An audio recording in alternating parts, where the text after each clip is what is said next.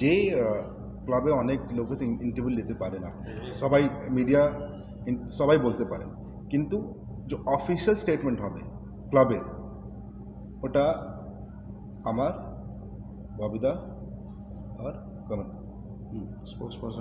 কমর কমর ভাই, এর আলাদা কেউ যে ওপিনিয়ন তো হবে রাহুল টোলি উইল বি পার্সোনাল ভিউ, ওটাকে ক্লাবে আপনি কোট করতে পারেন। অফিসিয়াল স্পোক্সপারসন কমরদা আছেন আর আমি ববিদা অ্যান্ড রাহুল।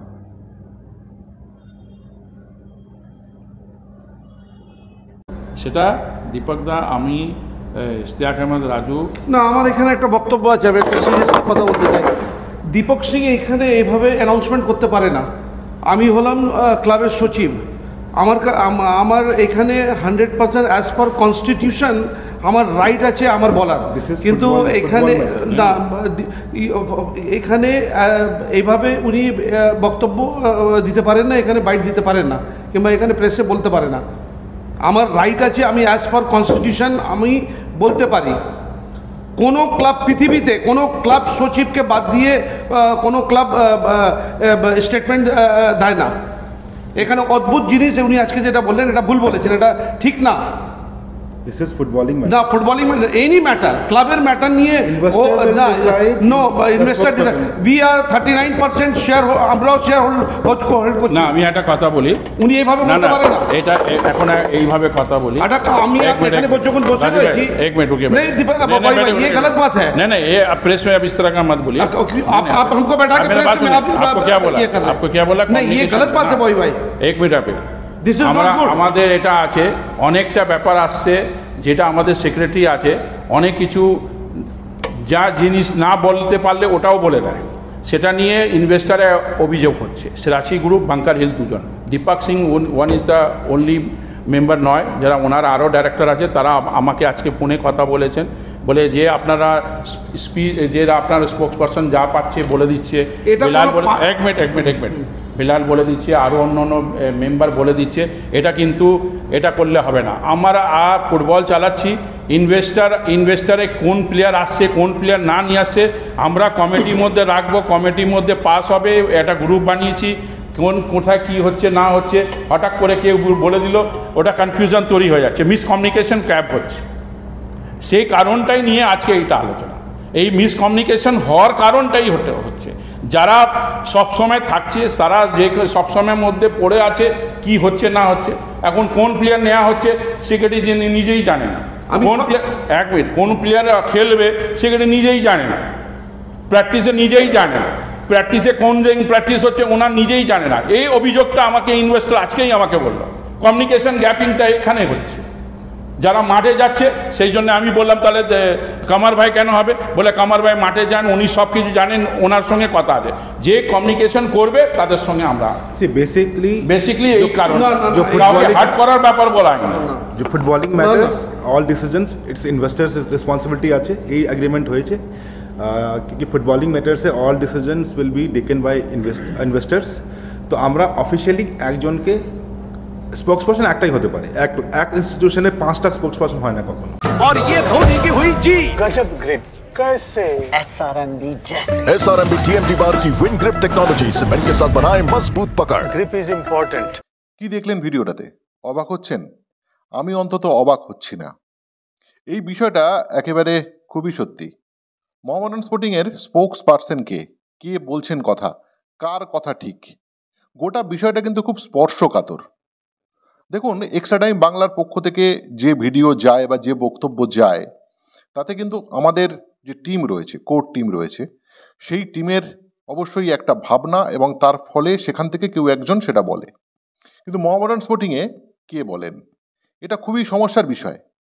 সাচি গ্রুপের পক্ষ থেকে যখন আলোচনা হয় তখন সেদিক দিয়ে কে বা কারা বলেন সেটা আমরা জানি, যেমন বাংকার হিলের পক্ষে কে বলেন সেটা আমরা জানি। কিন্তু মোহামেডান স্পোর্টিংয়ে এই যে মোহামেডান স্পোর্টিংয়ে এই প্রেস মিটের সময় বা মুখোমুখি হওয়ার সময় যে ঘটনাটি ঘটল, এটি কিন্তু মোহামেডান স্পোর্টিংয়ে হওয়ার একেবারে উপযুক্ত ছিল এবং এটা হতোই। কে বলবেন কথা? মোহামেডান স্পোর্টিংয়ের পক্ষ থেকে যখন বলা হলো, দীপক কুমার সিং বললেন যে কামারউদ্দিন বলবেন, মোহাম্মদ কামারউদ্দিন, এবং সভাপতি আমিরউদ্দিন ববি। তখন রাজু আহমেদ, মোহামেডান স্পোর্টিংয়ের সচিব, বললেন আমি নয় কেন। আপনারা ভিডিওটা দেখলেন, এবং তিনি কেন নয়, কী কারণে নয়, সেই প্রশ্নের উত্তর আমরা এখানে যাচ্ছি না। কিন্তু কথা হচ্ছে, বলার মুখটা একজন, দুজন, তার বেশি হওয়া উচিত নয়। কেননা নিয়মিত যারা মাঠ করেন, নিয়মিত যারা মাঠে আসেন, আর এই গোটা বিষয়টার মধ্যে যারা রয়েছেন, তারাই অন্তত কথা বলুন। সকলে কথা বললে কিন্তু বিষয়টা সমীচীন হয় না, বরং সেটা ছড়িয়ে যায়। ঠিক এই অভিযোগটা কিন্তু রয়েছে, এই অভিযোগটা কিন্তু রয়েছে মোহামেডান স্পোর্টিংয়ের কর্মকর্তাদের বিরুদ্ধে।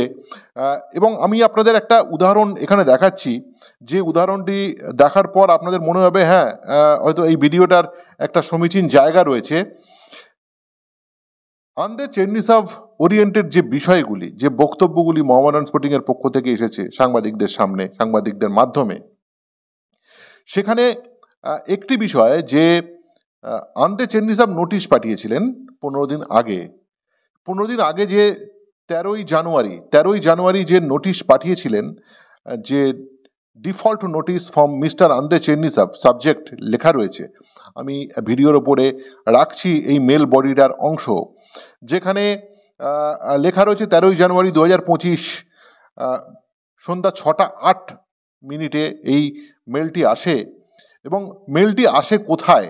মেলটি আমি ঠিক মেল বডিটি আমি ওই জায়গাটা একটু হেজি রাখছি, কেননা এটি ওপেন করা যায় না। কিন্তু আমি আপনাদেরকে জানাচ্ছি, যেটা এটা মোহামেডান স্পোর্টিংয়ের যারা পক্ষ থেকে যারা হ্যান্ডেল করেন গোটা বিষয়টি, মোহামেডান স্পোর্টিংয়ের যে মেল আইডি রয়েছে তাদের কাছে এটা আসছে। এবং সেখানে মেলে কি লিখছে, please find enclose behalf of mister আন্দে চেন্নিসাভ a default notice regarding the outstanding contractual payment together with the power of attorney authorizing me to act on this behalf. Please do not hesitate to contact me should you have any queries. Kindly Sergey Lysenko, head of Uzbekistan office, SILA international lawyer. অর্থাৎ Andre চেন্নিসাভের যে lawyer, তার পক্ষ থেকে এই চিঠিটি এসেছে। সাচি অফিসে আসেনি, কিন্তু আমি যেটা বলতে চাইছি, সাচি অফিসে আসেনি। অথচ ইনভেস্টার আসার পর গত 4 বছর মোহামেডান স্পোর্টিংয়ের ফুটবল পার্ট হ্যান্ডেলিং কে করছে? এই প্রশ্নটা খুব স্বাভাবিক। ফুটবল পার্ট হ্যান্ডেলিং করছে, বাঙ্কারি লাগে করতো, এখন এই ISL আসার পর সেই হ্যান্ডেলিংটা করছে কিন্তু সাচি। সুতরাং এই মেলটা আসা উচিত ছিল সাচি অফিসে। ভুল কিন্তু একটা আন্দে চেন্নিসাভের দিক দিয়ে হোক আর যাই হোক, তার মানে মোহামেডান স্পোর্টিং কর্মকর্তারা যদি বলে থাকেন আমরা গোটা বিষয়টা জানি না, বিষয়টা জানে সাচি, তাহলে তো ভুল হচ্ছে, কোথাও তো ভুল হচ্ছে। কেননা মোহামেডান স্পোর্টিং জানে না, তা মেল আইডি তো তাদের কাছেই এসেছে, তাদের কাছেই তো মেল এসেছে, তারা নিশ্চয়ই জানে। কিন্তু এই বিষয়টি একসঙ্গে বসে মীমাংসা না করে আন্দে চেন্নিসাভের বিষয়টি জানে সাচি, এই বিষয়টা বলে দেওয়া কিন্তু সম্পূর্ণ আমার মনে হয় ভুল হয়েছে। এবং কে বলছে, কেন বলছে, কি কারণে বলছে, এই বিষয়গুলি কিন্তু ঠিক একটা জায়গা থেকে আসা উচিত, তাহলে কিন্তু বিশ্লেষণ করতে সুবিধা হবে। যাই হোক, এই বডিটি, এই যে মেল বডিটি কিন্তু অনেকগুলি প্রশ্নের উত্তর দিয়ে গেল, যে সমস্যাটা কিন্তু জটিল থেকে জটিলতর হচ্ছে যখন অনেকগুলি মানুষ ঠিক সিদ্ধান্তে আসতে পারছেন না। এই হচ্ছে এই গোটা বিষয়টি। এবং সাচির কাছে এই মেলটি আসে মোহামেডান স্পোর্টিংয়ের হাত ধরে। সাচি কিন্তু সরাসরি মেলটি পায়নি। 13 জানুয়ারি, আজকে 30 তারিখ, অর্থাৎ 15-17 দিন হয়ে গেল। সরাসরি কিন্তু মোহামেডানের কাছে এসেছে, সাচির কাছে আসেনি।